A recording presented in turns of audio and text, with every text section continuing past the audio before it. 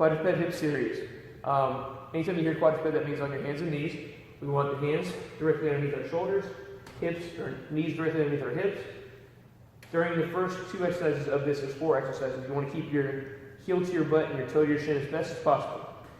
Core will be tight because we don't want to have a lot of shifting and movement of the upper bodies here. So, heel to the butt, toe to the shin, you're going to do 5 circles forward,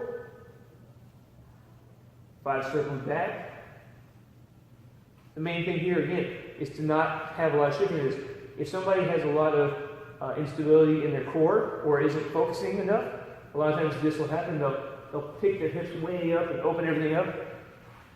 You're missing the point there.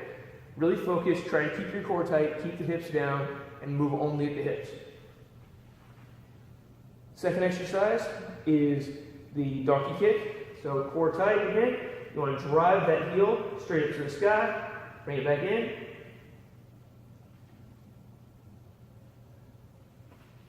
The fourth exercise is a lateral hip opener. It has a lot of different names. This is probably the hardest one of all of them, so really take your time with it. Get as much as you can out of it. You're going to kick your legs straight out, turn the toe out, bring the foot up by your side, bring it back and back in. Again, you want to keep this as steady as possible. We don't want that hip to really open up. So here, straight back, turn, keep it down, bring it back, pull it in. You may not be able to go as far as I just did. Go as far as you can where you can keep your hips down. Really focus on that. This is quadruped thoracic rotations. It's a great a tool to help open up your chest. I'm using a foam roller.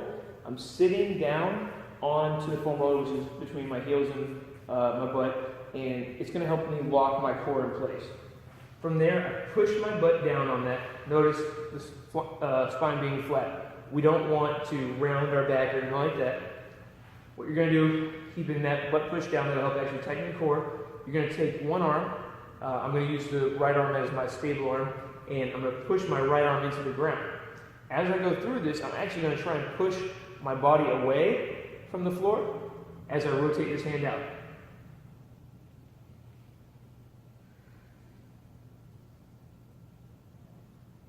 One of the things that we're trying to do with this roller here is keep our spine locked down. So by pushing my butt into that, I shouldn't be able to move too much from this point down. I should be mainly with the upper body, the thoracic, the rib cage area. All right?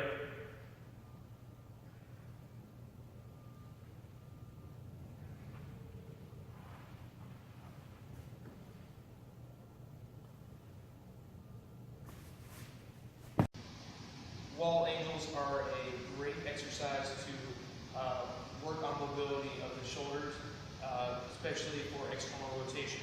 So the way this works is you want to sit up against the wall as close as you can get your butt. You want to bring your legs in, sitting up nice and tall.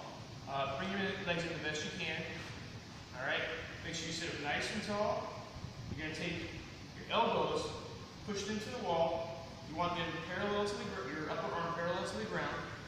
Here, and all you want to do is rotate, keeping your core tight. You don't want to arch your back off the wall. This should pretty much limit that the way that you're sitting. You want to try and touch the wall with the back of your wrist. A lot of people will tilt their fist back and touch it with their knuckles like, hey, I did. No, get your wrist there. Here.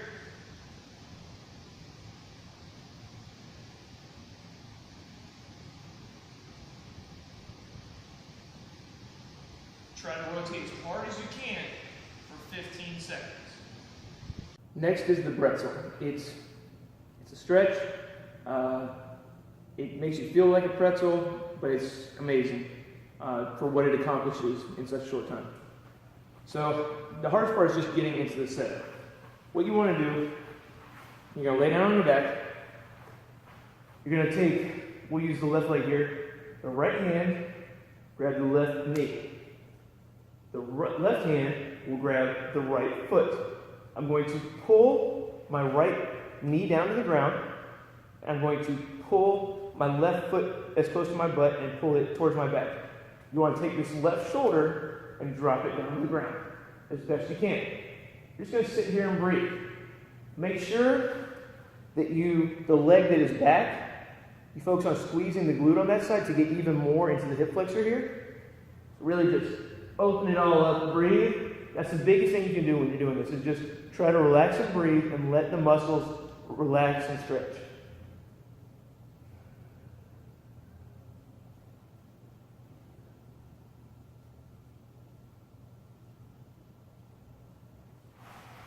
Then you'll do the opposite side.